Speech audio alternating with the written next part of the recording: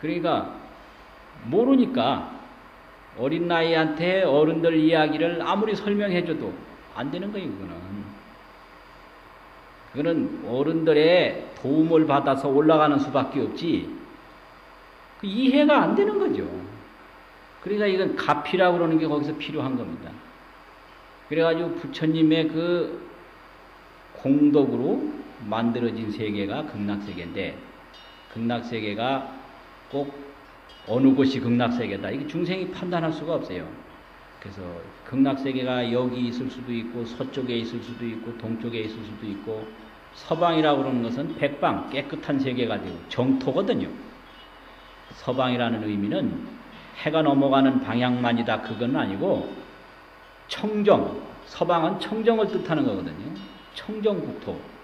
청정국토가 극락인데 청정국토가 과연 어디 있느냐? 이거는 이제 부처님이 공덕으로 만들어진 세계이기 때문에 중생이 여기다 저기다 이렇게 판단할 건 아니고 그 부처님의 말씀을 듣고 결정심으로 일심으로 이제 연부를 자꾸 하면 극락에 가는데 내 힘으로 가는 게 아니라 부처님의 가피로 가는 거지요.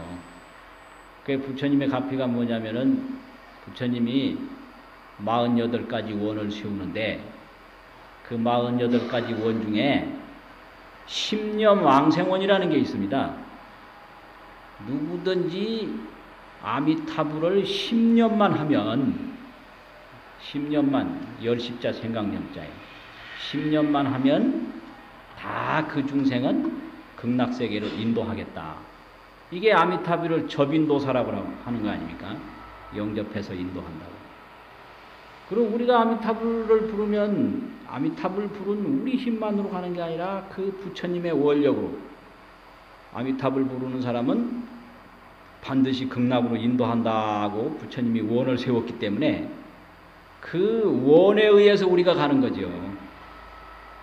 그 원에 의해서. 그러면은 아이들이 엄마하고 부르면 엄마하고 부르는 그 힘으로 아이들이 막 밥 먹고 뭐 하는 게 아니라 아이는 내가 보살펴야 된다. 이런 어머니의 애정 때문에 그 아이를 보살피는 거 아닙니까? 애정이 없으면 아무리 불어도 안 되는 거죠. 그렇잖아요. 우리가 나무 아미타불 한다고 해도 아미타불이 극락세계로 인도하고자 하는 원력이 없으면 못 가는 거예요. 그런데 우리가 부르면 그 아미타불이 인도를 한다는 원력을 세우니까 원력으로 가는 거죠. 그래서 아이가 찾으면 반드시 그 아이를 보살펴야 된다. 이런 그 어머니의 애정이 있으면 그 애정으로 되는 거지. 그 부르는 능력 그걸로 다 된다 이건 아니거든요. 이게 이제 가피입니다. 뭐 이렇게 돼가지고 이 십념왕생원이라고 하는 게 그 아미타불이 이제 세워져 있기 때문에 그렇게 한다. 그런데 이 십념에 대한 해석이 굉장히 많아요. 열십자 생각념자인데 10번 생각한다. 그래서 이 10번 생각하는 게 뭐냐. 그래서 그냥 생각으로 한 번 하는 게 이게 십념이냐. 아니면 아미타불, 나무 아미타불, 나무 아미타불 10번을 부르는 게 이게 십념이냐. 뭐 이제 많고 그런데 수산노 스님은 한번 통도사에서 화엄살림 대법회를 하는데 통도사에서는 지금 한 30년 동안 화엄살림을 하거든요. 그때 한번 화엄살림 법문에 오셔서 설법하시기를 십념을 어떻게 설명하느냐 하면은 나무 아미타불, 나무 아미타불 이렇게 해서 숨 한 번 들이셔가지고 그 숨이 다 끝날 때까지 하는 걸 일념으로 보시더라고요.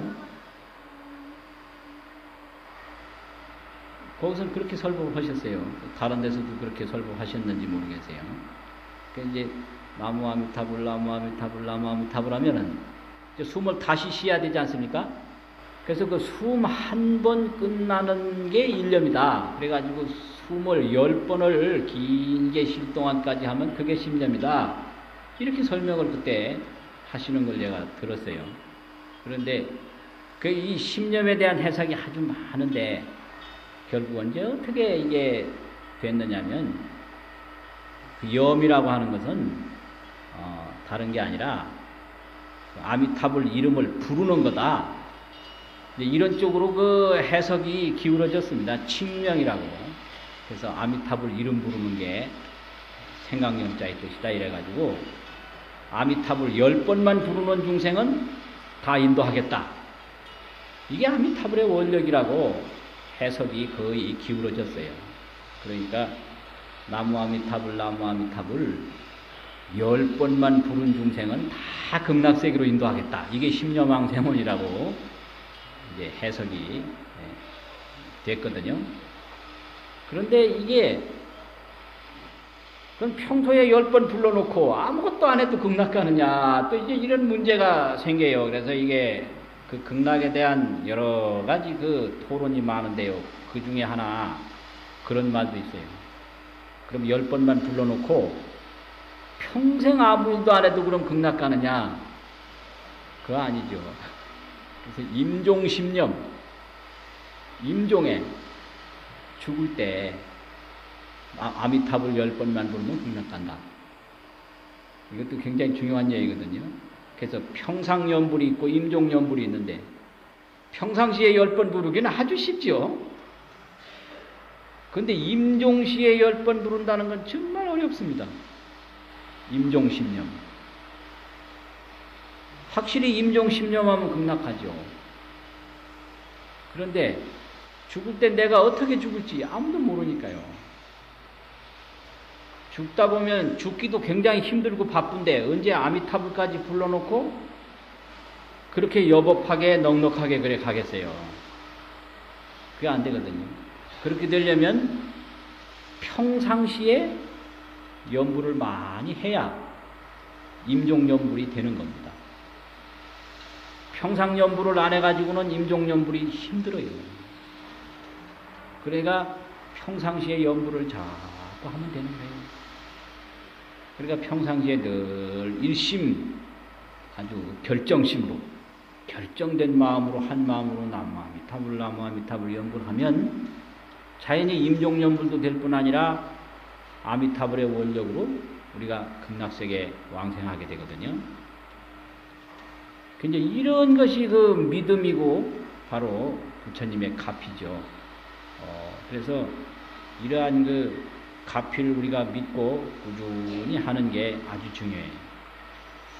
그런데 이제 우리나라에서 이제 신라 때나 이런 데 보면 대웅전이 있고 극락전이 있는데 이 상주 지역이나 이런 데 가보면요. 이 대웅전보다 극락전이 훨씬 많습니다. 이 조선시대에 이 아미타불 신앙이 굉장히 많았다라는 걸 이제 알 수가 있어요. 그런데 오해하는 게 들어있는 것 같아요. 아미타불 신앙은 돌아가신 분만을 위해서 내세만을 위해서 하는 거다라는 그런 믿음이 있는 것 같아요. 그런데 그거 아주 잘못입니다. 그래서 젊은 사람은 연불 안 하고 젊은 사람은 뭐 참선을 한다든지 관세음보살을 한다든지 이제 이런 경향이 있는 것 같은데 그건 아니거든요. 젊은 사람 어린아이도 연불을 하면 연불을 하는 사람은 부처님이 지켜주셔요. 이게 제불호념입니다. 이게 호념, 보호할 호자하고 생각념자하고 연불하는 사람은 다 부처님이 지켜주셔요. 그래서 마장장애가 없고 소원성취가 되고 이런 거예요. 그래서 생전에는 부처님이 지켜주시고 사후에는 극락세계 왕생하고 이게 부처님의 가피거든요.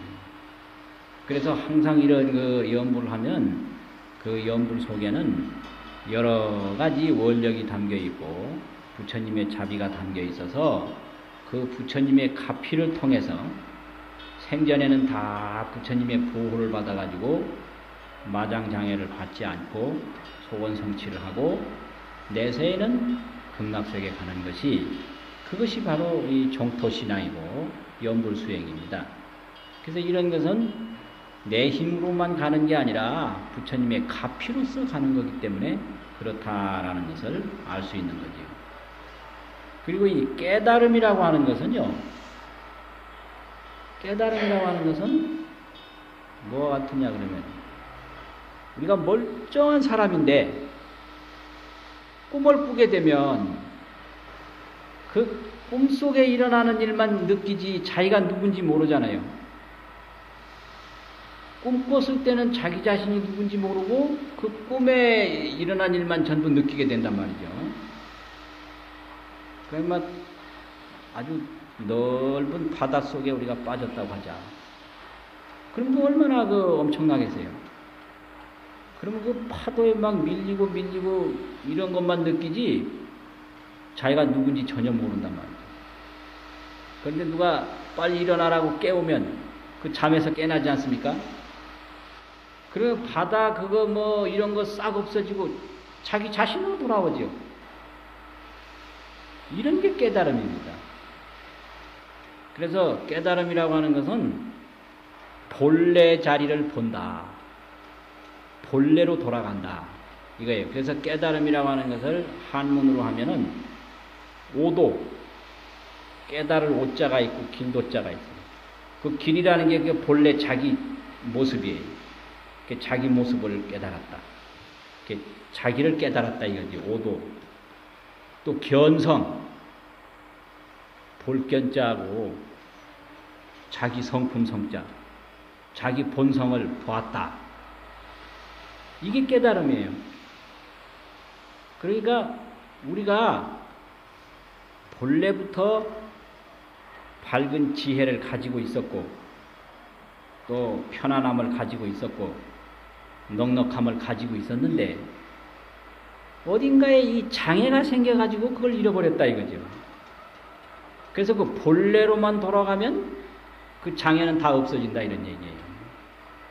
그래서 우리가 해는 항상 밝은데 문을 열어놓지 않고 문을 2중 3중으로 막 닫았단 말이에요. 그러니까 방 안이 깜깜해요. 그럼 어떻게 하면 이 방이 밝아지겠느냐? 문을 활짝 열면 밝아지거든요. 그래서 깨달음이라고 하는 걸 10개자 깨달을 오자 개오라고 그래요. 개오. 연다. 마음의 문을 연다. 견성. 깨달음. 이런 거죠. 근데 있기는 있는데 모르는 거. 모르다가 이걸 다시 찾는 거. 이게 이제 깨달음이거든요. 그러니까 우리 본성이 다 넉넉함이 있고 지혜로움이 있고 밝음이 있는데 우리가 스스로 이걸 덮어서 모르다가 어느 순간에 그걸 도로 찾으면 그걸 깨달음이라고 한다 이런 말이죠.